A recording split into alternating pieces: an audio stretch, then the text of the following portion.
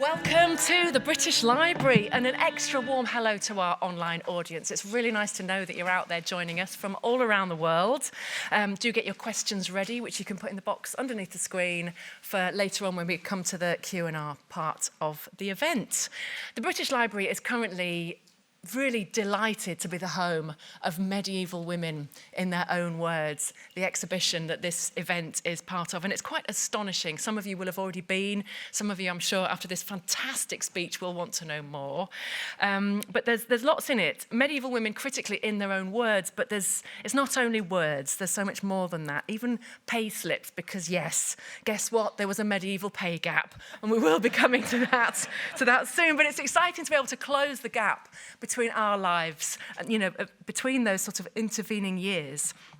And to quote this incredibly beautiful book by Hetta, their world might have looked very different, but these extraordinary women were in many ways just like us. So you'll be hearing more about that. And to find out how their lives were like us, I'm delighted to say that we're in the very capable hands of Helen Carr, who will be chairing tonight's discussion. Now, Helen is a historian specialising in medieval history and public history. Her best-selling book, The Red Prince, John Gaunt, Duke of Lancaster, was in the Times and Sunday Times top 5 best books of 2021. Woohoo! She is also the co-author and editor of What is History Now, and she hosts the chart-topping podcast Hidden Histories and has presented documentaries for History Hit TV. And we also have breaking news, which is that Helen's new book, Sceptred Isle, A New History of the 14th Century, is out in May 2025. Get that in your diaries, everybody. Both Hetta and Helen will be signing their fabulous books outside, so do not miss that opportunity.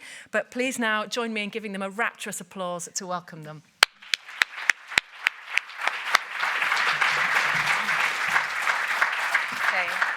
Thank you very much, Bea, for that really kind epithet. I haven't had a round of applause myself before we've even begun, especially as I'm here to interview Hetta. Welcome, Dr. Hetta Howes, Senior Lecturer in Medieval Literature at the University of London. She is also a BBC New Generation thinker and author of the fabulous Poet, Mystic, Widow, Wife. Hetta, thank you so much for being here this evening to talk about your book, and especially alongside the fantastic new exhibition that is available to see at the British Library if you're lucky enough to get a ticket, because apparently it's entirely sold out for at least the next few weeks. So if you haven't seen it yet, we both have. And I was actually fortunate enough to go and walk around the exhibition on Friday with Hetta, and we had some really great chats talking about everything that is there. So I'd highly recommend that you go and see it. But we're here to talk about your book.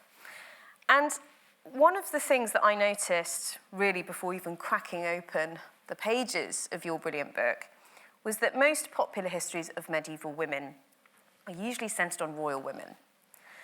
And yours, very differently, focuses on a mystic, 2 court writers and an anchoress. Mm-hmm. None of your women are royal. You do occasionally reference some royal women, but they really are not the sort of forefront of this book at all. And I wondered if this was a deliberate choice, and how difficult it was with that knowledge to access information about these 4 characters, because traditionally as historians, royal women are usually the ones to grace the record more than non-royal women.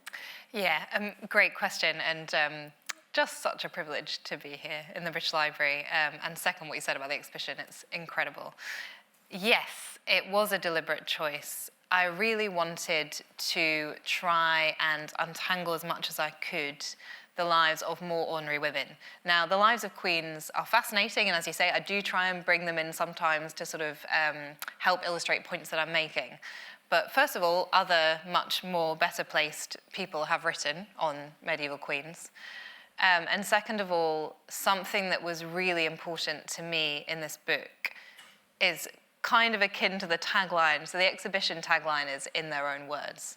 And I really wanted to make sure that the women I was writing about were writers, and that we would get a really good sense of their words in the text. That was really important to me, that we have as much of them coming through as possible. Now, queens did write, of course, not only letters, but sometimes poetry as well. But I wanted to focus on women who were more predominantly writers, or who are remembered for their writing more than necessarily other things. So that was part of it. And my background is in English literature. I came across these women, well, two of these women when I was at university, two more I came to later. And I had been so fascinated by their stories, but loads of people hadn't heard about them. So I remember, I'd be at dinner parties and things. I'd moved to London. I was doing a PhD at Queen Mary, which is where you're at the minute. And, people would say, what are you working on? And sometimes they say it really interested, and other times they say it like, what are you working on? What are you going to tell me? PhDs are so boring. And then I would start to tell them about, in particular at that point, Can I just say that's very comparative as to who else they're sitting next to at a dinner yes, party? Exactly. Yeah, it depends, is there, someone really interesting in film next to them? If so, they're not talking to you. Is it an accountant, in which case they might be more interesting? Is it really bad that we always use accountant as the reference to the boring? I should say as well that my best male friend is an accountant. He's super great and interesting. So I'm sorry, Jamie, I didn't mean it. That was a very unfair stereotype. But yes, so I would start talking about, the stories of, people like Margery Kempe, Julian of Norwich, what an anchoress was. And people seemed genuinely really interested. Maybe they were faking it really well, but it gave me enough confidence to think that I could perhaps write a book about it, so. Yeah. Well, but also these women exhibit something to people in the modern mind who live this sort of different unit. They're in a different universe. But you also highlight in your book the similarities that these women faced. And, as a whole, your book focuses on female experience. And a major part of which you begin with pregnancy and childbirth. And obviously, biologically, this hasn't really changed over the last, 800 to 600 years. But going through both of these things yourself during the writing of this book, that must have been quite a strange thing to then be reflecting upon for your research. I mean, I'm thinking particularly, for those who have seen the exhibition as well, that we looked at together, is the fantastic prayer girdle that women who were in labour wore around their bellies during that moment of childbirth. And I think it shows the dangers and the powerlessness of women during that period in their life. And I wonder how it felt for you writing about it, and what sort of stories you felt like you could access in your research. Yes, so I started writing the pregnancy chapter, and then in the middle of writing it found out I was pregnant. When I was writing the marriage chapter, I was planning a wedding. I wrote that one first. Originally, that was going to be the first chapter. Then went on honeymoon, found out I was pregnant in the middle of writing the next one, and then started to get a bit nervous about the power of the book. And which chapter I was going to do next, and what would it mean for my life. But it did have a huge impact on how I saw the material. So I started writing the chapter, and I felt at that point like I had a sense of, what it might have been like for these women. But obviously experiencing something, firsthand is slightly different. And I had to take a break from that particular chapter for a little while coming up to giving birth, because a lot of it was just too graphic. And as anyone who's read the book will know, a lot of the material I draw on in that chapter is from male religious writers trying to encourage women perhaps not to have children, or to validate them in their decision not to by telling you how awful it is. So I was like, right, I don't need to know any of this. I don't want to. I'm going to have a little break from this chapter. And when I came back to it after the birth of my daughter, I just had so much more of a emotional connection, I think, to the material, like the birth girdle that you mentioned. I came across my first birth girdle about 7 years ago at the Wellcome Trust for a radio programme I was doing. And I remember thinking, oh, what an incredible object, and how amazing that it survived. And since I went to see it, there's been sort of scientific work done on it to show that it does have fluids on it that suggest it almost certainly was used in labour, as we had suspected. But then it's very different to look back on your own experience of childbirth and to think, oh God, imagine this being the thing that you don't have necessarily painkillers, you don't necessarily have things like that to fall back on. What you can do is, if you have faith, think about the suffering of God and how it's related to your suffering, and meditative techniques, so, counting the drops of blood. The one we saw in the exhibition is really interesting because it has an image of Christ's side on it, like quite a large image in terms of the rest of the text. And it looks remarkably like a vulva. I think I actually said to her, oh, look, it's a vulva. And I was like, And you... funny you should think so, because it is in fact, but there was this, which seems to us very bizarre trend to depict in manuscripts on birth girdles, but also in other texts as well, or artwork in churches, the wound in Christ's side looking remarkably like the vulva, and this sort of connection between women's bodies and the suffering body of Christ, and that being something to be mindful of in the middle of labour. So all of a sudden, this thing that I'd thought about very abstractly became a much more kind of physical reality.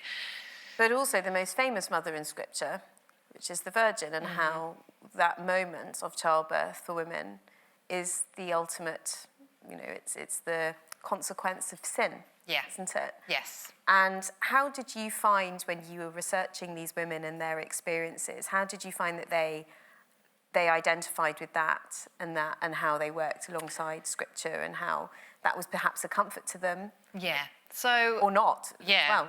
There's a general perception of women's bodies in the Middle Ages that they are sort of excessively liquid, suffering almost a half-formed man. This idea that most fetuses, given the right conditions, will become a man. If the conditions aren't quite right, then unfortunately you'll get a woman. Oh dear. So there's this kind of conception of women's bodies in this way, and it's normally quite negative. And that's what explains menstruation. It's because we can't purge the sort of excess moisture in our body well enough, so we menstruate, which caused writers all kinds of trouble. There's a quote, I think I use it in the book. One of the big encyclopedias of the time said that in the presence of a menstruating woman, crops wither and plants die. Which feels a little bit excessive. But also this idea, as you mentioned, that pain in childbirth is a mark of Eve's sin. So it's something that should just be accepted, and suffering is almost in biological makeup because of this thing that Eve did wrong. And the Virgin was famously the only mother who did not suffer pain. Yeah, because she was so exemplary and amazing. So one argument that I tap into in the book, and I'm not the first one to have made it, Caroline Bynum famously talks about this, and you should check her work out. She's amazing as well. I mean, I've done my own kind of interpretation of it, but she and other historians, and now myself, have seen almost like a mirroring between Christ's body and their own. So women being told, okay, your body, you're too excessively liquid, you're deficient in some way, you're not quite as perfect as man. And then you get this explosion in sort of the mid-period, mid-Middle Ages. It gets really big in the 14th century, of imagery of Christ on the cross. So older images of Christ tend to be Christ as a warrior and quite sort of serene and fearless. And then all of a sudden, you get much more emphasis on the wounds and the suffering body, and there's blood everywhere. And, in the gospel, there's not much of that. It's very sparse, the language that describes Christ's death in the gospel. And all of a sudden, you get all this sort of very bloody imagery. And I believe that women may well have seen a mirror of their own kind of so-called deficient bodies in these images of Christ. If you're looking at a birth girdle in labour that looks and one of the wounds in Christ's side looks so much like your own sort of genitalia, you're like, oh, there's a connection, and blood everywhere, and you bleed once a month, and then you're in labour. And there was lots of sort of analogies as well, that the birth of the church was like the birth of a child, and imagery of blood and water. Romulus and Remus, of course. Exactly. Images of Christ breastfeeding. Julian of Norwich, one of the women in my book, talks about Christ as mother, very evocatively. So it feels to me as if a lot of the women, who were sort of who chose a more devotional life at this time were seeing a thread of connection between their own bodies and Christ on the cross. Now, of course, my book focuses on sort of medieval Europe, the West in particular. So Christianity is the sort of big religion in that area of the time. But I like to read all that imagery as kind of almost like a reclamation or a way of seeing one's own body more positively and seeing sort of, you know, more of a sort of triumph in suffering as opposed to just relentless suffering, which, you know, if you've been through labour, you might want. You feel quite proud, I think, afterwards, don't you? It's sort of like, wow, I did that. Yeah, absolutely. But it's not, you know, it's as you say, it's reclaiming. And women did have a sense of agency and their own power. And I think historically that's not necessarily been depicted. Because healthcare was available to women. And in so much, how much do you think women were able to access or to observe their own agency over their own bodies? So, for example, medicine, as we know, was mostly written by men. It's hugely misogynistic. I'm thinking very specifically of the wandering womb. This theory that the womb moves around the body and goes up to the brain and causes all sorts of mischief unless conveniently occupied by a fetus to weigh it down. But do you think, and I'm thinking specifically on when you mention the trochlear, etc., in your book, do you think women were able to navigate this with more nous than we perhaps have given them credit for? I think so, yeah. I mean, the trochlear is an excellent example because it's one of the biggest sort of authorities on women's health of the period, and we believe was written by a woman from Trota in Italy. Salerno was kind of a big hub of healthcare. And actually, in one of Marie de Frances's, one of the characters writes to an aunt in Salerno who seems to know a lot about women's health. I think also there's something to be said for the focus in medieval healthcare, particularly as it pertained to women, on sort of women being very involved in other women's healthcare. So, you know, labour was really a female affair. If you were giving birth, it would be women in the childbirth room with you. A lot of knowledge would be passed down. There was, you know, a real sense of looking out for each other. Godsibs is a word I really love. Godsibs were the women you would sort of assemble when you were going into labour. And actually, you know, having experienced it fairly recently, there's much more of a turn at the moment anyway in England towards midwifery care, and midwives do tend to be predominantly women rather than men. And doulas now as well. Yeah, There's absolutely. been a real kind of rise in a trend for doulas, which I suppose is probably as close as we could potentially get very to similar. that. I think a doula is like a godsip. I mean, absolutely. Yeah. And you know, a move towards home birth, a move towards things like meditative hypnobirthing, things like that. I mean, that didn't work for me, but it does work for some people. All of those things can actually be traced back to the Middle Ages. And I think, you know, obviously, US election this week, don't want to get too into the politics of that, but there's a lot of surprising information as well, remedies circulating, even though contraception did not officially exist and was not sanctioned by the church. Abortion was technically a crime. There are a lot of remedies and sort of old wives' tales circulating in medical books as well as in sermons, guiding women on how they might, if you read between the lines, either use something as contraception or bring on an early onset miscarriage. Yeah, of course, because sex was encouraged by the church. Well, in fact, it was believed in, you know, I think the trochlear, the women's, you know, written by a woman, says that if you don't have sex enough as a woman, it's bad for your health. So you should be regularly... You're sure this was written by a woman? So, yeah, I think, you know, there's some... Often these kind of remedies would be billed as helping with like severe period pain, so expunging menses earlier than needed. But sorry, sound touched my microphone. Yeah, reading between the lines, they are kind of covert abortive remedies or contraceptive remedies.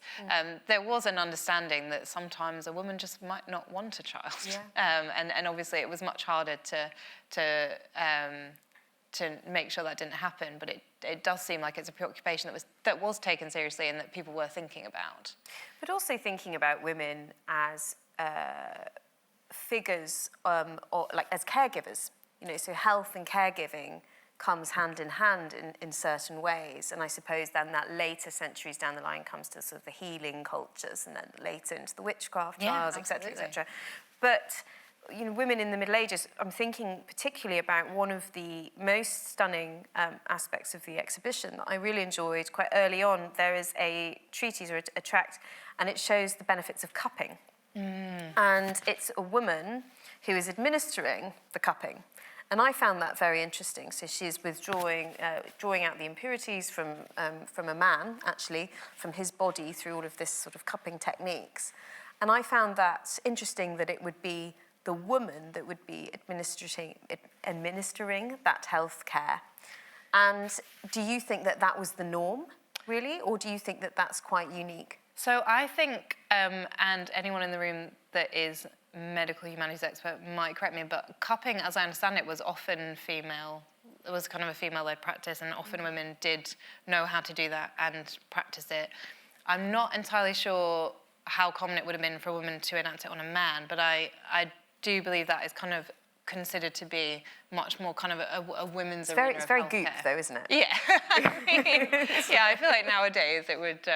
but I think, I mean, in terms of that kind of healthcare, one thing that struck me when doing research for the book was how it comes up again and again in Europe in the plague, you know, how horrifying it is that women are letting men sort of practice certain types of healthcare on them instead of women. This idea that women's bodies were supposed to be, you know, kept away from men. And then, you know, in the play they're having, you know, male servants and male medical hair, and, you know, and I, you know, this idea that it's so brazen and shameless, but because the plague is there and has swept everything and you know, there's limited options, people are kind of having to take what they can get. Yeah, well, I suppose it comes down to the basics of humanity, the basic core and needs of staying alive, doesn't it, at that point? Yeah, survival. Yeah, which strips gender. Yeah, absolutely. absolutely. To an extent. But, you know, speaking of gender, history was traditionally written by men, and as a result, female bodies and sexuality, or any record of them, has quite largely been censored, and that's, you know, it literally did not make the archive because it was men that made that decision for it not to enter it.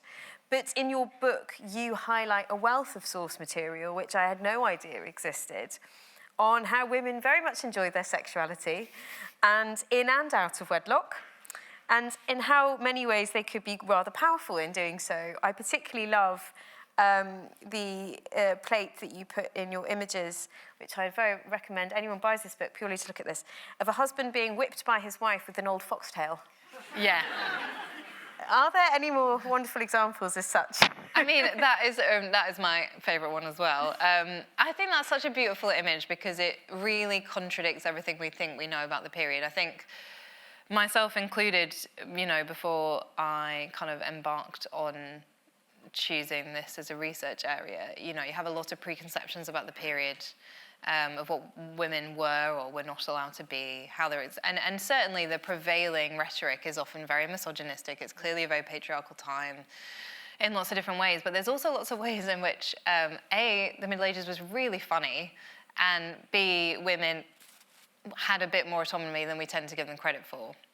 So this image is, as Helen described, of a kind of a woman beating her husband with a foxtail, which often was... Is she riding on his back? Yeah, she's riding on his back. And this was actually quite a common genre of images. And sometimes it would be a distaff instead of a foxtail, the idea being that it's sort of women's work being used to kind of beat the husband with. Another example, which is literary, that I enjoy about that is the Ballad of the Tyrannical Husband. It's one of my favourite poems. Sadly, it is unfinished, but we kind of see where you get a good sense of where the poet's going. It's very obvious where it's going. So it's sort of framed as a debate poem. It's sort of a husband and wife. The husband, we are explicitly told, is very grumpy and cantankerous, and the woman is very long-suffering. And the husband is annoyed because he's come home and dinner isn't ready on the table. She has had an incredibly difficult day, and he says to her, "You have no idea what hard work is like. You don't have a clue. I've been out in the fields, I've been ploughing, I've been doing all the farming. You've just been here, you know, living the life of luxury. You can't even get my dinner ready." And she, you know, takes a breath and then sort of says, well, actually, you know, this is what I've been doing. And she's been, you know, up with the baby multiple times in the night. She's been getting the kids up, giving them breakfast. She's been making cheese. She's been brewing beer. She's been looking after the farm animals. She's been, you know, keeping house, keeping things clean. She's been doing a litany of different things.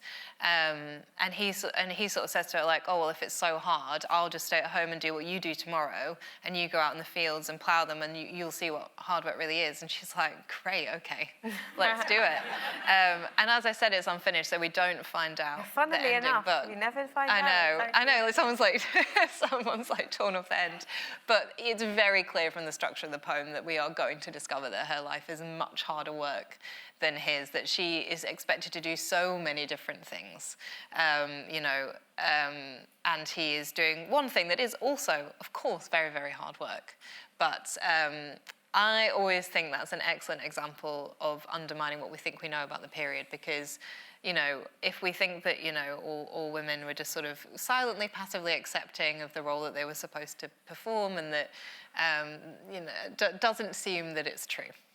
I remember in doing some research I think it was last year, coming across, I mean, I don't know how true it was this sort of vignette of a particular parish or community. I think it was in North Yorkshire, and it was a community where all the men went out to, they were rural, they went out to work, and the women stayed at home, and they had a problem with the visiting priest, because this visiting priest would come past all the houses and he would visit all the wives who were at home in the houses, and it became a real kind of scandal within the parish that the visiting priest was effectively like the modern day milkman. And I love that. I just thought that was wonderful, and it kind of reminds me of that ballad, which I'm also familiar with. But, I mean, there are other wonderful characters in your book. I mean, Alison, of course, from The Wife of Bath. I mean, how do you think that she serves as a wonderful example of female sexuality, and actually how perhaps men viewed female sexuality in this period? Because I think what's important to understand is just because antiquarian historians of the 18th and 19th century decided to censor women and have a different perspective on women's lives and sexualities, it doesn't mean that men of their contemporaries did. No.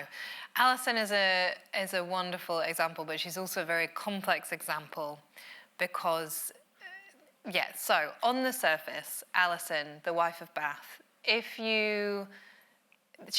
feel like the wife of Bath these days, anyway, is the Canterbury Tale that most people are familiar with, have heard of. It gets adapted. Zadie Smith did a wonderful play of it that I've been to see. She is loud, brass. She sort of swears. She talks very openly about having multiple husbands and the way that she treated them, which isn't always the nicest of ways. But she also talks very openly about really enjoying having sex, which I think, you know, Is it Jenkins' fine legs that she's attracted to? her last husband, she's the most attracted to, and she actually clocks him at her husband's funeral.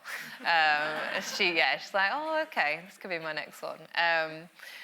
She is in some ways a really refreshing antidote to everything we think we know about women in the Middle Ages, and you know, the idea that women could actually just enjoy sex and weren't just all, you know, again, is surprising. And they had affairs as well. Oh God, yeah. I mean, much like today, just you're human, aren't you? Isn't there another one of Chaucer's? I can't remember which one it is, but it's the one where they're having sex inside a barrel. Oh, yes, not the Miller's Tale. That's the one where the husband's in the boat. Yes. Is it which one is it? Yes, you're right. She exposes her.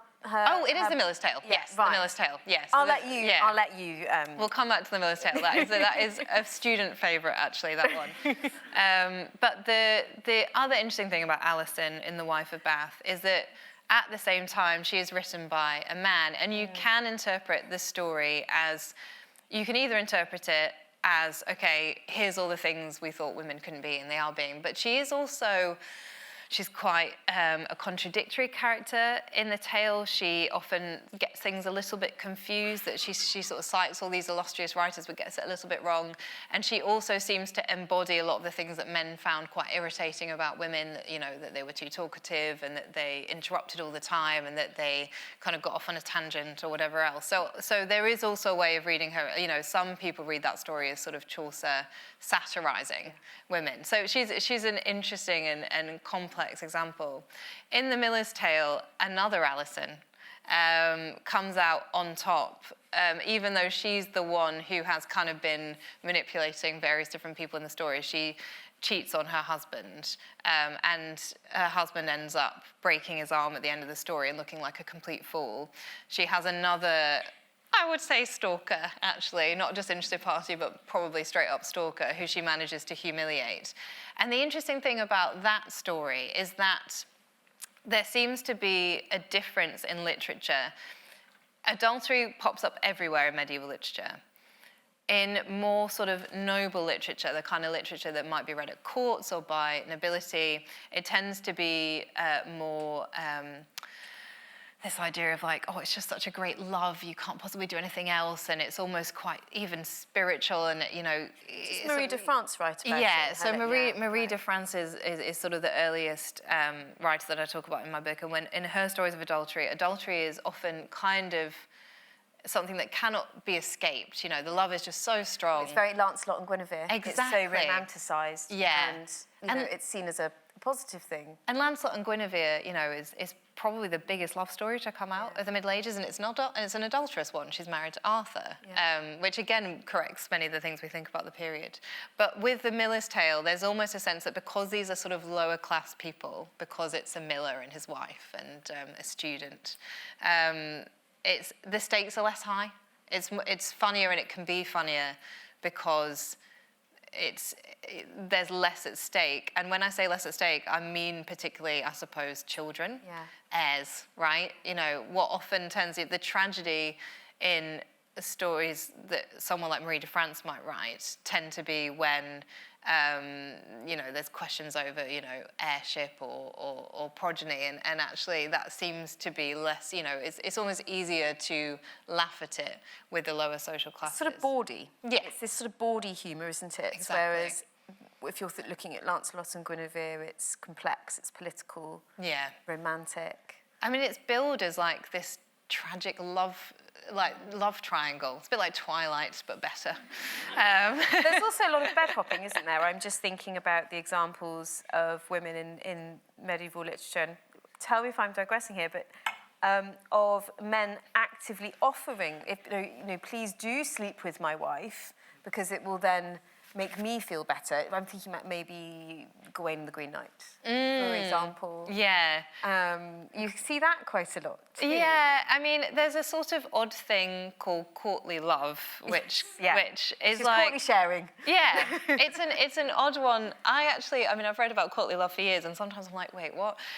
This idea that you are sort of loyal to your liege lord, and sort of the best compliment you could pay your liege lord would be to pay favour to his wife. But then where's the line? Yes. And that's something that Marie de France is quite interested in, is like, where's that line? And you talk about the line, and you talk about a moment that line is very much crossed in your book with the Tour de Nesle affair. Oh, God, I mean, you can if you want to explain so that. the Tour de Nesle affair is a notorious historical event, so not fictional, in France, where three princesses actually, one of them manages to be absolved, but are caught in adultery, and because they're princesses in France and their father is the king, this is taken incredibly seriously. We think that Isabella, as in Queen Isabella the she-wolf, as she was sometimes known, may well have raised the flag on this. She was the whistleblower, wasn't she? We believe it's possible that she's the one that drew attention to it. She was apparently at a joust, and she saw these young knights jousting with handkerchiefs that she recognised because she had given them as a gift to these princesses. The young men, she sort of sits on this information for about a year, and then the next time she's in France sort of says to the king, I think there's something going on here. the men who are accused are hideously tortured and killed. I mean, the things that happen, I mean, there's various different accounts that are contradictory, but, you know, if you add them all up, sort of castration, hung, drawn, and quartered, you know, flaying, it's hideous. The two women are interrogated, one of the women confesses, but it's probably under duress. They're both imprisoned, one in much nicer circumstances than the other. Margaret, who is the older one, and often the sources hold her as being sort of chief culprit who led her sister astray. She is imprisoned in horrible circumstances, you know, exposed to the elements, you know, given very little food, dies eventually in prison. You know, but it's interesting that the men are killed and they are not. Because we do often tend to think that adultery in the Middle Ages, you know, the law would come down much harder on women than it does on men, but there's actually very little evidence to suggest that's the case. You know, the church frowned on adultery in general. Normally the church dealt with it. If it was kind of dealing with royalty or nobility, then the courts might get involved, which they did in the Tour de Nesle affair. But often in those cases, actually, men are treated as harshly, if not more harshly, than women when it comes down to it. And thinking about the sort of darker side of women's history in the Middle Ages, we talk about how women have power and agency over their sexuality. Obviously, there are cases that they do not, as in within, you know, rape. There's examples that you talk about in your book about women not having necessarily that freedom over choice. Yeah. And how did you find, what did the sources tell you in regard to how that was handled? So there's no such thing as rape within marriage in the Middle Ages. It just doesn't exist. And to be honest, it didn't exist for a very long time in history, actually. It's I can't remember the exact date, but it's horrifyingly recent that it became a crime in this country anyway. You know, there's a general understanding legally that you have a debt to each other, actually, both men and women. So once you're married, you have a kind of spiritual and legal obligation to offer them sex whenever they want it. Now, when relationships are going wrong or are violent, and again, violence is, you know, a grey area, but within a certain amount, it's expected that men can correct their wives within a certain amount of violence within the marriage if need be as well. You know, you have Christine de Pizan. She doesn't talk about rape explicitly, but she does talk about, she advises the women reading her book that if they're in a difficult marriage that's maybe abusive, you know, they don't really have a choice other than to try and make it work. So it's a really difficult one to read about, I think, as a 21st century woman. I mean, there's also just like very pernicious ideas, for example, that if you get pregnant, you cannot possibly have been raped, because for a woman to get pregnant, according to medieval medical understanding, a woman needed to orgasm to get pregnant. So if you are pregnant and you had sex, you must have enjoyed it. Yeah. Otherwise, it's not rape. So that on its own is quite horrifying. Yeah. I found that quite hard to stomach researching it. I mean, and you know, there was an American politician that a few years ago said a very similar thing, actually. Yeah. It does the rounds, even now. But yes, I think, you know, obviously one thing that I was wanting to do in the book is highlight sort of the points of connection, but there are just some things legally that are very stark for us to read about, and I think rape is a really big one. And I think you mentioned courtly love. And actually, when you look at the rape culture within courtly love, it's quite galling as well. Well, yeah, because you're just, you know, you're supposed to take pity on someone if they've decided to fall in love with you. It's like a cat and mouse game. Yeah. So the idea within courtly love, I mean, correct me if I'm wrong, is that if a man is pursuing a woman, the more she says no, it's like a game. She really means yes. And that is, you know, there's all these visions of maidens in the woods, and they sort of encounter maidens in the woods, and it actually is made to sound like she's the sort of simpering maiden who's just so taken aback, but actually reading between the lines. Yeah. It feeds into this sort of rape culture around the courtly love circles. Yeah, and guilt about what it meant if you didn't. One of Chaucer's works is quite useful here. So less famous than the Canterbury Tales, but well worth reading, Troilus and Cressida, which is a very long poem that then inspired Shakespeare's play Troilus and Cressida. In that, there's like you say, this very elongated cat and mouse game between the two protagonists. And when, she's just not interested for ages and ages. And when she does eventually agree to have sex with Troilus, a lot of it, because we're given quite a lot of insight into her kind of inner thoughts, which is quite unusual at the time, it is sort of guilt and shame that she seems to be making him so ill by saying no. So Troilus suffers from love sickness, which was a real illness in the Middle Ages. It was believed that you could be actually lovesick, physically ill from loving someone and that love not being reciprocated. And various people, most famously Pandarus, who is a character in the poem, sort of say to her, like, what are you doing to this poor young man? And when the scene finally comes, he's smuggled into the bedroom by Pandarus. That's where we get the name Panda from, if you're kind of pandering to somebody. He's sort of, an early, bored, if you like. This idea that she feels that she is doing something terrible by not agreeing to have sex with this man, that she's hurting him, and that she is, a widow who is available, and why is she doing this to him?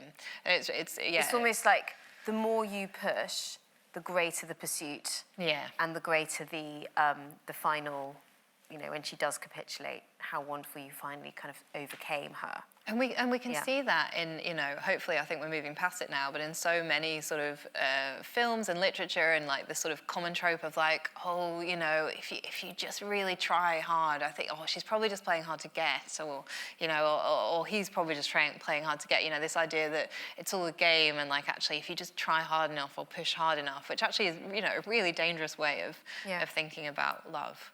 Yeah, and I would argue as well it's something that has endured far too much over the centuries. We've spoken a lot about women being in the home and raising children, and we talked about the fabulous ballad you mentioned. After the Black Death, that's all changed for women, didn't it? And you've mentioned about women being brewing, and that being very much a home-based activity. How did that shift when you had this great social leveller take place? Yeah, obviously, Great Plague. You compare it in your book as not dissimilar to the post-war environment of the 20th century. Yeah, I think for me that's a really useful comparison, because I think there's certain bits of knowledge that I think, regardless of what bit of history you learnt at school, tends to endure. And I think one of them is this idea that the First World War obviously was hideous and terrible and tragic, but did create back home more opportunities for women, and then also what happens when those opportunities go away.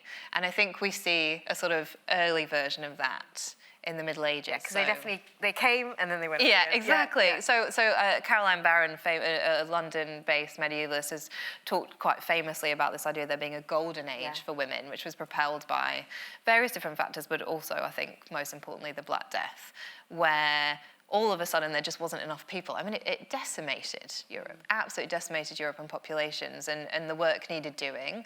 And so women all of a sudden, for the first time, were able to do it. Now, that's not to say that they'd never done bits before. So brewing is a great example. Wives had been brewing for years to help their husbands. Yeah, to assist with like the fact, a lot of married women would sort of assist unofficially in the work that their husbands were doing in various different trades. But all of a sudden then, post-Black Death, they were becoming more official in that, and, making a bit of money from it, but making more of a name for themselves, not necessarily being part of guilds, but having more official structures to help. Then, of course, sadly, as time goes on, we see much like what happened post-World War I, and much actually like what happens with healthcare. The tables sort of turn back again. So brewing is an interesting example of that. That slowly but surely more legal structures start to come in, you know, when it's clear that it's quite a lucrative profession, to make it harder and harder for women to actually continue in that profession. But I mean, Margery Kempe, one of the women I talk about in the book, tried a hand at brewing professionally, not just in order to help her husband. She wanted to kind of have a go at it as an enterprise. You know, there were lots of women making money from professions like that, and for a point in time, it was easier to do so. That very nicely segues into my next question, Hetta. Thank you very much. No problem. Margery Kempe. Because I wanted to talk about how women also were very active outside of the home and outside of these domestic spheres, like, you know, domestic labours, whether that's in the field or brewing or with children. Women travelled. They travelled across the world, most famously Margery Kempe, and she didn't write it down herself, but she narrated it and somebody else wrote it down for her. Can you explain what it meant for women to travel, particularly the distances somebody like Margery travelled, which was to the Holy Land, so Jerusalem? Yeah, I mean, so firstly, a question I get asked sometimes is what surprised you the most when you were doing the research for this book? And because I tend to, you know, my background is in literature, so text first always for me, I, in the course of researching to write this book, was to my shame, surprised at how many more women than I thought were travelling. I think it's a really common misconception. It was much harder for women to travel, for sure, but there were lots of women travelling. I think Margery Kempe is a unique example because she insisted on doing so without her husband, which was rare and definitely got her in a little bit of hot water. I mean more than hot water. I mean, it's part of the reason she almost you know, got noticed and burned at the stake a couple times, which, you know, is pretty serious. The dangers of travelling without one's husband. I know, right? About as serious as it gets. But, you know, I mean, those charges were for heresy, but, you know, we get the impression in her book that she's drawn attention upon herself by travelling without her husband. It would have been incredibly frightening to travel at that time. I mean, you know, Margery Kempe, I don't know, I'm sure there are many people in this room who are familiar with Margery Kempe. For those of you who don't know, she was a wife and a mother. She'd had 14 children, 14, by the point during her life. She became decided to dedicate her life to God, but she still wanted to remain married. I mean, that's one way of going, I don't want any more like, please make it stop. Yes, where are these contraceptive remedies when I need them? Yeah, it must have been, I genuinely actually can't imagine it. But she decided to dedicate her life to God. And I always call her the Marmite of medieval literature, because some people absolutely love her. And in her book, her sort of autobiography that she dictated to two different priests, she comes across many people that think she's amazing and love her. She also comes across many people that think she's incredibly irritating and annoying. And her fellow pilgrims on her travels fall into that category. They found her so frustrating that one of them at one point says he wishes she were over the side of the boat and drowned rather than bothering them.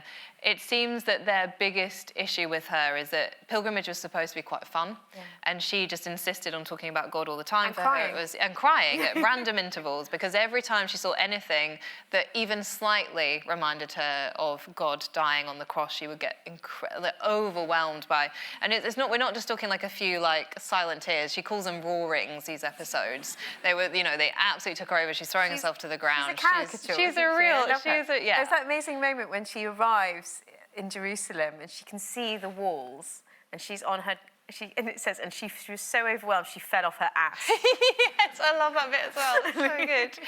And you're almost wondering, like, yeah, were you making fun of yourself? Was the priest making fun of you? But she is a real caricature. That's a lovely way of putting it. But she annoys them so much that they actually abandon her in the middle of her journey. Now, so yes, it's genuinely humorous, but also, you know, for a woman at that time alone, you know, she's already travelled hundreds and hundreds of miles. I mean, travelling by sea hideous. Traveling by road, not much better. You know, conditions are awful traveling at this time. To be a woman alone in a foreign country with no maidservant, no companions, to be completely abandoned must have been terrifying. She openly says she's frightened of being raped. She's frightened of being attacked. When she does find an old man to help accompany her, he's frightened that they'll both be attacked and he won't be able to protect her. So, I mean, the fact that she travelled not once, but at least twice abroad is really significant, because it will have been a terrible journey for her, even if she had the best of travelling companions that also really wanted to do what she did. It's not unlike the experiences of a woman travelling alone now, though. I think a woman, I mean, I don't know if anyone's travelled alone. I have. And I remember having those feelings and being scared and finding who can be around me. Yeah. And, you know, one thing that you do in your book consistently, which actually I think is admirable, is you really do make your reader reflect. Yeah. That we can still feel the same things and have the same experiences as these women. Yeah, I mean, there's whole websites dedicated to solo travelling for women. Where are safe places to go? Where are the most dangerous places to go? Where are restaurants where you can sort of feel more comfortable? Where is accommodation that's particularly good? We don't have those websites for men, and there's a good reason for that. Of course, terrible things can also happen to men travelling. I'm not trying to suggest they don't, but it is different for women. There's a reason that those resources exist for women and don't have to Margery exist knew for it. men. Yeah, she did. But on the complete opposing spectrum to Margery, you have a woman who you talk about in your book, Julian, who goes complete opposite and goes to extreme safety in that she literally encloses herself. Can you talk about that and how perhaps both still demonstrate a level of freedom and choice? Yeah, so Julian of Norwich was an anchoress. Again, many of you will be familiar with that term. If you're not, it's a really elevated religious vocation in the Middle Ages. It was not easy to become an anchoress, although it was quite popular. You get around 200 between the 13th and the 15th centuries in this country. To be an anchorite, male version, or an anchoress, female version, meant that you were enclosing yourself for the rest of your life. So often cells would adjoin a church. They would be quite small. There might be 1 or 2 rooms, but they'd be quite small. And the idea was that you would become dead to this world so that you could focus your attention entirely on the next world. And, you know, it might be that you had almost like a quasi-funeral before entering your cell. Some, we know from some accounts that some women, we don't know about Julian, were literally bricked up so that, you know, the entryway is completely gone. In some guidance for anchoresses, they are told that every day they should, with their own hands, dig their own grave a little bit every day to think about their mortality and the fact that, I know it's pretty dark. It is something that I think we find quite hard to get our head around as an idea. I mean, if you know, it feels almost like a bit of a horror story. You know, you're enclosed for the rest of your life. You do have some contact with the outside world in that you might have a maidservant living with you. Was she allowed to have a cat? Yes, so some did. We don't know if Julian did or not, but entirely possible that she did. Like there were anchoresses that did, yeah. And you would have at least 2 or 3 windows, one looking onto the church so that you could see the church services and also receive the Eucharist. One out on the street so you could get visitors. Margery visits Julian in that way. And one where you could pass through your waste at the end of the day and receive food from your servant. So there is some contact with the outside world, but it's an incredibly idiosyncratic, for want of a better word, way of life. Now, on the one hand, this is, you know, sheer imprisonment, the stuff of horror stories. But on the other hand, you know, in a time when it was that, you know, if we think back to that ballad of a tyrannical husband, the sort of drudgery and headspace and sort of endless tasks that women, you know, were expected to perform. I don't know if any of you have read the Revelations of Julian of Norwich, but they are a work of art. They are pure poetry. They are also incredibly theologically difficult and interesting. I find it hard to imagine that if she had been a woman out in the world looking after a household and her children and whatever else, if she had not had the space and time dedicated to thinking about God, that she would have been able to write something of that magnitude, because women just didn't have that luxury. I think every mother in this room would know the feeling of wanting to be an enclosed anchoress at certain points in raising some children. Speaking of, like, it popped into my head, and you've been thinking about Julian of Norwich just then, and how many people in this room might have read the book Catherine? Yeah, I can hear some murmuring. There is a moment in that book, it's fictionalised, where she goes and visits Julian of Norwich, but it does give a sense, real sense, of what Julian did provide to people on the outside world, in that she could give some counsel. She was treated almost, I suppose it's like a kind of, you know, a window. I was going to say a window therapist. Yeah, but yes, I mean, I imagine therapy is something she almost ended up doing quite a lot because people go to her with their problems. I mean, you know, sort of like a confession, and almost she was treated with divinity. Yeah, I mean, to become an anchoress, you had to have a bit of money because you had to be able to support yourself. You know, you had to be able to prove to the church that you weren't going to be a drain on their resources. You had to have enough money that you could give over to kind of provide food and board for you for the rest of your life. But also, you had to, you know, not just anyone could do it. You had to prove that you were a very holy person. So she must have, you know, done a good job of doing that. The visions that she had of God came before she became an anchoress. She was very sick when she had them, wasn't she? She was possibly with the plague. We don't know. Yeah, but yeah, she was very ill. We know so little about her, but it's possible that she used those visions as kind of evidence to become an anchoress. But we know from Margery Kempe's book, Margery Kempe went to visit her, and much for the reasons you're describing. Margery Kempe is, at the time she goes to visit Julian, she's feeling quite ostracised, she's having some doubts, you know, can I trust the visions that I'm having? Can I, you know, a lot of people are saying that I'm a fraud and a fake, and, you know, I keep having these crying episodes and people don't like it. And when she went to see Julian, Julian sort of listens to her and, you know, is incredibly kind to her and says, you know, you need to trust what God is telling you. I've listened to what you're saying. It sounds to me, you know, that you need to trust yourself. And the kindness of Julian in that moment feels, I don't know, she's a writer that gives very little of herself away, and we have so little to go on, but one thing I do get the sense of reading Julian's writing is her kindness. She, you know, she spends years and years editing these visions so that other people can benefit from them, and that is what comes across too in the meeting that Margery describes with her. And I think for me that was such a big moment in the book, because we don't have very much information about Julian of Norwich. We know what the life of an anchoress might have been like. We know how old Julian was when she had her visions. We get a couple of references to her in wills, but actually, you know, the life she had prior, you know, what that might have been like, we know absolutely nothing. But I feel when I read her writing this sense of compassion and kindness. So to then read an account of her in Margery Kempe's autobiography, where she feels exactly like I imagined she would, was like really poignant for me. I'm like, oh, you know, and this for me is why the literature, I always come back to the text. Julian of Norwich tells us very little directly about herself in the Revelations, but I feel like there's so much we can glean from her writings. And for me, reading about her in Margery's account was almost confirmation of that. Yeah.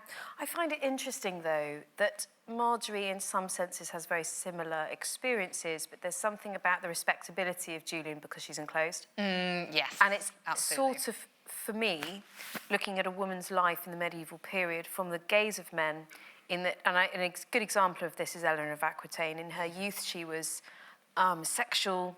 She was, you know, she was a woman to be suspicious of, but in post-menopause, post her ability to have children, she was revered. She was, you know, a matriarch. She was powerful. And there's something around women either voluntarily reneging the ability to have children, or that being physically past, they gain some kind of respectability and they become almost at a level of respectability of a man. I find that interesting. Yeah. Sort of in relation to Julian.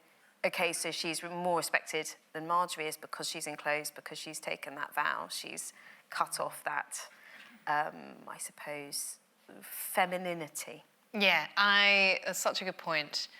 I think that Margery gets into the trouble that she does largely for that reason. The reason that Margery feels like such a troublesome element to so many people she meets in her life, and she records responses to her, is because she's refusing to enclose herself. She's refusing to go to a convent. She's refusing to become an anchoress. She wants to live a vocational life out in the world, traveling, still being married, still, doing her daily things. She doesn't exactly fit into the mould that the patriarchal world has created. Yeah, exactly. She's refusing to confine herself. She's trying to do things her own way, and it's incredibly inspirational, but it's also, for her, often very frightening, because often the charges she comes up against of heresy are informed by the fact that she's refusing to, as you say, meet that mould. There's a quote in the book of Margery Kempe that I misunderstood when I first read it because I was like 18, and I didn't know so much about the period I was just reading.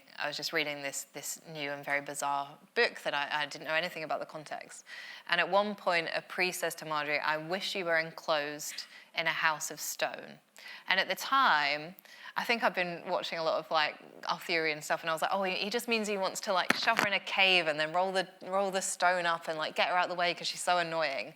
And of course, actually what he means is why don't you go and be an anchoress? Why don't you go and be in a convent? Why are you insisting on living your devotional life out in public? Women aren't supposed to preach, and you're getting dangerously close to it.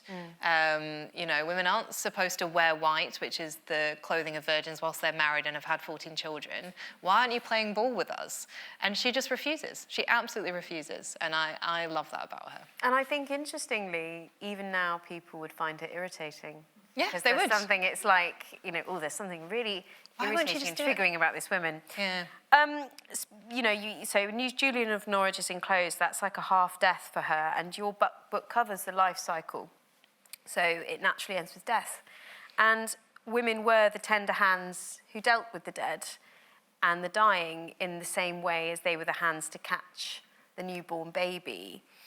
And I was just wondering how important you found women were to the death process and how women considered their own mortality. And before you answer that, another sort of point, for those who are going to see the exhibition, do take a look at Margaret Paston's will. Yes. Yeah. Margaret Paston's incredible will. It's huge, and it really does demonstrate the thought that women took over the futures of their loved ones. Yeah, I think, for both men and women, death was more omnipresent in the Middle Ages. Because of the plague, but also just because of the culture. People were much more likely to have seen death, experienced it, known of it than we often are today. Certainly in this country anyway. For me, one of the I talked earlier at the beginning about how women are encouraged to see perhaps a mirror of their own apparently deficient bodies in the body of Christ, and therefore it becomes, more special and divine. And I think that can relate to the end too. I mean, for a lot of, all the women in this book are Christian. In the gospel story, if we, think about the Passion of Christ, it's the women who are tending to Christ's body after he's died, and it's a woman who finds when his body is gone. Now, we don't know how any of the women in this book died. What I do in the last chapter is try and imagine what kind of death they might have wanted based on what their writings tell us. And they usually, I think, tell us quite a lot about what they were sort of wanting in their lives. So Christine de Pizan, when she writes about heaven, it's a very intellectual place. She was a very intellectual writer. Margery Kempe has an image of belonging, sort of being home, someone who felt often very out of place and not part of a community. Julian of Norwich, her image of I guess the afterlife is Christ sort of stretching open the wound in his side, room enough for everybody to come in, this sort of protection and sort of feminine sense of God. And then Marie de France, harder to say, but she writes a little bit about purgatory, and I think she writes so much about suffering. Suffering is a huge theme in her writings, and how suffering is awful but also important and defining in who we are and who we become. So, I think there is this sense in which all of these four women were very alert to death. There's Julian of Norwich had a very bad illness. It could have been plague. Margery Kempe nearly dies in her first childbirth, and it sort of catapults a really hideous episode of mental illness for her. You know, there's a sense in which death is very close to them, but also in which they find a sense of comfort. And I think Julian of Norwich is a good one to linger on here, because, you know, she's still quite widely read today. I'm not religious myself, but I know a lot of Christians still read Julian of Norwich and find her very comforting, and it's a word that comes up often. I think all will in be relation well, to her. all will be well, and All shall be well. All shall be well. Yeah, it is comforting. Yeah. And, you know, we don't know how she died or who was there for her, you know, or if she might have had in her previous life before an Ancress a family who maybe died. A number of historians have speculated that she might have had family who died in the plague, husband or children or both. If she did, she would have been, you know, there sort of dealing with the bodies afterwards, you know, wiping them clean, tending to them. So it is, you know, death is there for everyone, but I think, as you point out yourself, it is women in are like some way the a women's gatekeepers. work. Yeah, women are the gatekeepers and the sort of ones who are trying to usher in a sort of a more comforting passage or a kind of a way of being more at peace and sort of giving someone sort of a send-off, I guess, which I think is, you know, absolutely true. I mean, without getting too into it, my mother-in-law passed away this summer, and it you know, the tenderness of the funeral and the burial and thinking about those things, it didn't feel so distant to me. No. You know, and that was one thing I really wanted to do with this book. Yes, of course, there are things that happen in the Middle Ages that we can't even conceive of, that are so different or strange or bizarre or just so unrelated to our experience. But the fundamentals, grief, love, suffering, hope, you know, all these things ultimately are the threads that connect us. What a wonderful line to end on. Hetta, thank you so much. Thank you.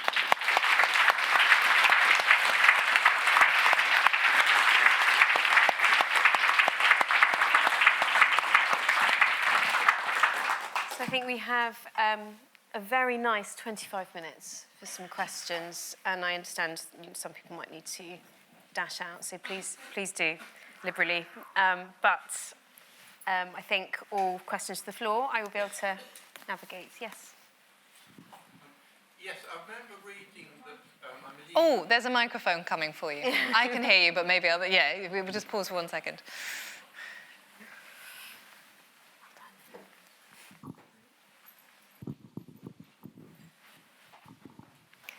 I remember reading a medieval writer saying that the lives of the poorest women were just so terrible that you couldn't even contemplate on it. Is that something is that something beyond the sources for a historian, or is that something you feel you can get some idea of?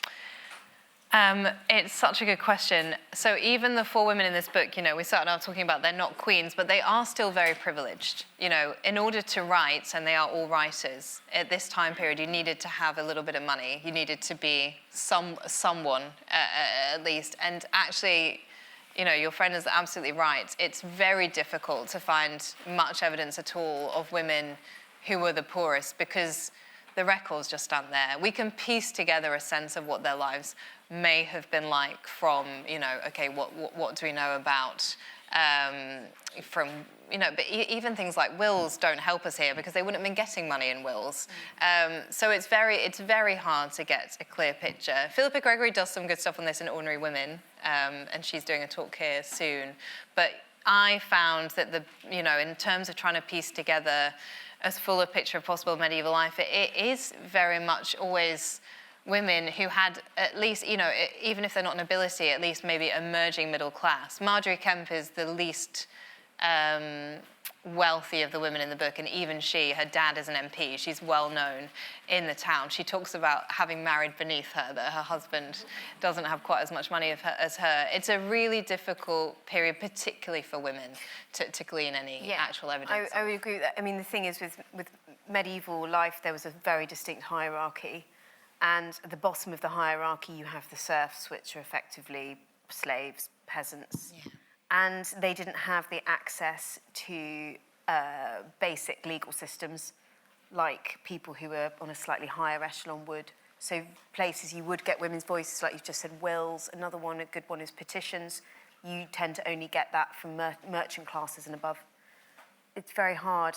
One way of doing it, I think, is manorial records, and actually in the exhibition, one question I didn't get to, didn't have time, was about the gender pay gap, and there is evidence of women being paid less, and even they would be, I suppose, a higher echelon than the serfs. But that's, some historians are working on kind of very basic administrative documents like that, and that's probably about as close as you can get to women's voices. And it's never direct speech, ever. Yeah, and you know, because my sort of BA, MA, PhD were all in literature. So I often say to students, if you want to do medieval literature, you better be a historian as well, because you cannot read medieval literature without having a knowledge of the history of the time. But, you know, in terms of the text, you're just never, ever going to get anything written down by, you know, the sort of common, ordinary woman, which is really frustrating. Yeah. B, did you want to? I have a question from online, and I know you've touched on this subject, but it's a very specific one from Krista, who writes, I'm doing my PhD on the implications of miscarriage on women during late medieval. I'm wondering if you stumbled on any women writing about child loss and what experience they had of it. Very rare to get women writing on it directly, but there are ways to read between the lines. For example, little things really, you know, we've often decided, I think, that because there was often child loss at this time, it must not have, you know, women must have been used to it. Fathers must have been used to it. And actually, of course, you know, that's not true. Loss doesn't feel less just because it happens often. It probably feels worse. We know that there are some examples in wills of fathers leaving money in the name of lost children, headstones to stillborn children. We know that midwives were sometimes, even though technically a stillborn child wasn't allowed to be buried on consecrated ground, they did it anyway, or would, you know, try and offer rites anyway. There's the prayer girdle in the Welcome Library has a prayer that says something along the lines of, you know, this child, when delivered, if alive or dead, please bless them. This idea that stillbirth was really common, but really hard for both parents. So it's really unusual to get any written testimony. And in fact, Margery Kempe is really unusual in that she talks about childbirth at all. It's really rare to get a first-hand account of what childbirth was like at this time at all. So it is sort of reading between the lines. But I'd be very interested to know more about Krista's project. That sounds fascinating. Isn't there, and do correct me if I'm wrong on this, because I might be, but isn't it also the case that stillborn children or babies or fetuses were often buried under the eaves of churches? Yeah. So by the doorway, so when the rainwater ran off the eaves, it ran onto the ground in which the baby was buried. So they were effectively being posthumously baptised. Yeah, there were all kinds of ways, you know, the theology on it really was hard, but actually the reality of it seems very moving. And I think it's Lucy Goss in Oxford is doing some work on this as well. But yes, it's really hard to find, you know, people weren't confessional in the way that they are now.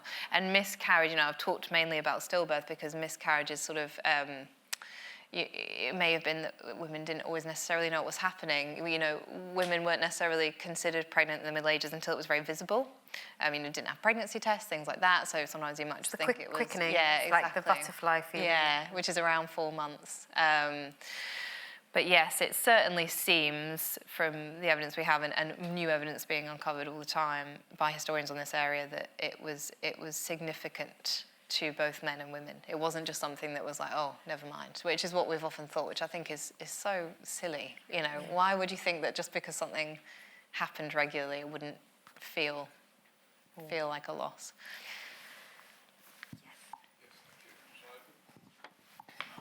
No, I think there's a question over there. A constant of the Middle Ages is war. Fathers, husbands and sons had to go to war as part of their feudal duty. Did you come across much of women's attitude towards that? Did they fight against it? Did they meekly accepted? What was the reality for them? Yeah, I mean, it would completely depend on the social status of the woman. I mean, there's an excellent anecdote of one of the Paston women who defended her house again when she thought that in the War of the Roses, a little bit later than the women I'm writing on, they were going to come under threat, and she asked for sort of various weapons to be sent. They were sort of ready for a fight. Yeah, she's fortified her house. Yeah, that's the word. Yeah, fortified. Yes. The four women that I write about, Marie de France doesn't really touch war too much, and neither do Margery Kempe or Julian of Norwich. It's interesting how absent actually war is from their writing. Christine de Pizan writes about war a lot. So Christine de Pizan was a French writer. She's the first woman that we know of that made money from writing. She was very noble. She had connections with the royal family. She was a widow, and she decided that instead of remarrying, she was going to try and make money from her writing. And lots of things are very significant about her, but she started off writing love poetry, which was very common amongst courtly women, but she then moved into much more political spheres, which was much more unusual. So she writes, for example, a book called The Fates of Arms and Chivalry, which was actually given to Margaret of Anjou as a wedding present when she arrived in England.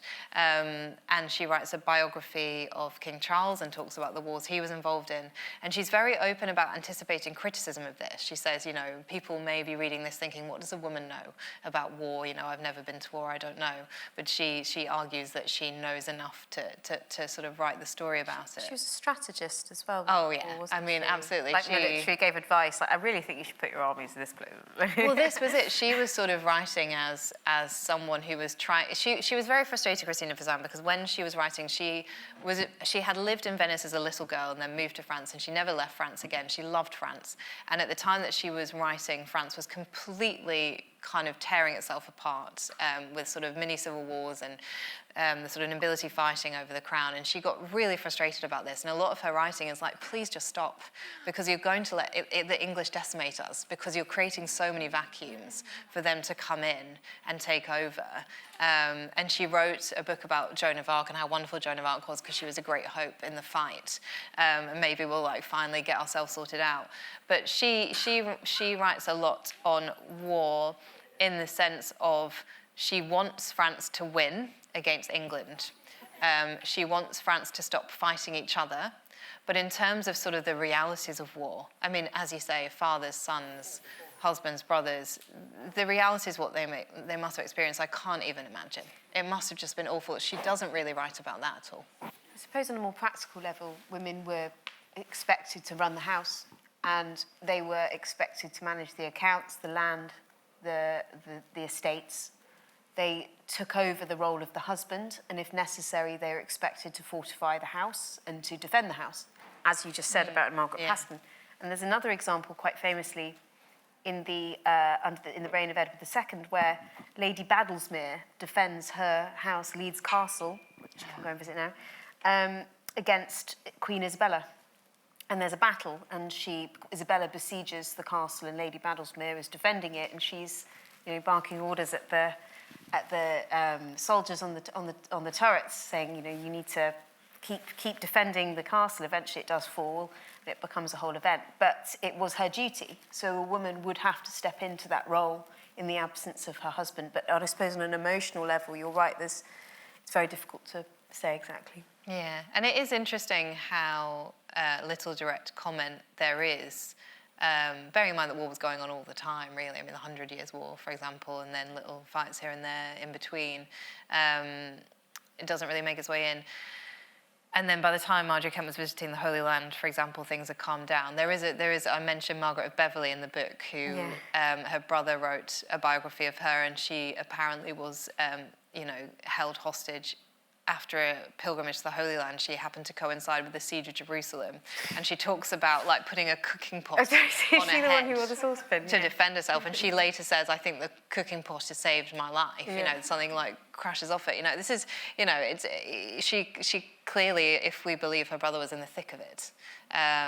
But yes, it is interesting, the kind of vacuum on the realities of what that must have been like, because you can't imagine. I have a daughter, not a son, but if someone said to me, right, off she needs to go to battle, I can't conceive of it. Yeah, and also women, it's a side thing, but women were the victims of the power vacuums that war created. For example, the Battle of Bannockburn and the death of Gilbert de Clare. The de Clare inheritance was left to the 3 de Clare sisters with his death. And then these sisters were very much the victims of the political machinations that was going on in the court of Edward II and his favourite Hugh Despenser. And my goodness, they did suffer.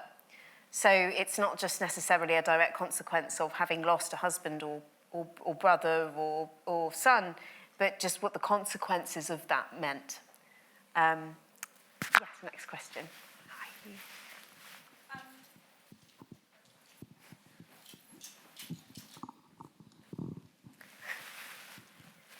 Thank you. I was really interested by what you said about women travelling, and this potentially touches on quite a similar topic, but I've read in a few places that, particularly on the First Crusade, but crusades throughout the medieval ages, that some women did accompany their husbands, particularly on the first, when there were all sorts of people from lower classes ranging through to upper classes. So I was wondering if that's true, first of all, and also, in that case, what kind of roles did women occupy on crusade alongside their husbands? Yes, yeah, great question. Yes, my understanding is absolutely true. So I tend to come at this more from the literary perspective. So Christine de Pizan in her City of Ladies talks a lot about various examples of heroines throughout history, and a number of her examples are women who went to war with their husbands and you know, were actually engaged in the fighting often. On a more historical side of things, we know that women went as concubines, for example, as well, there to sort of cheer up the troops, entertain the troops, fulfill their needs, etc. But also that, you know, they might go to sort of aid with healthcare or with a family. So none of the women that I focus on in my book are under those circumstances, and Crusades is not an area of particular expertise for me. I wonder if you might have some more examples. Eleanor of Aquitaine went. Yeah, of course, yeah.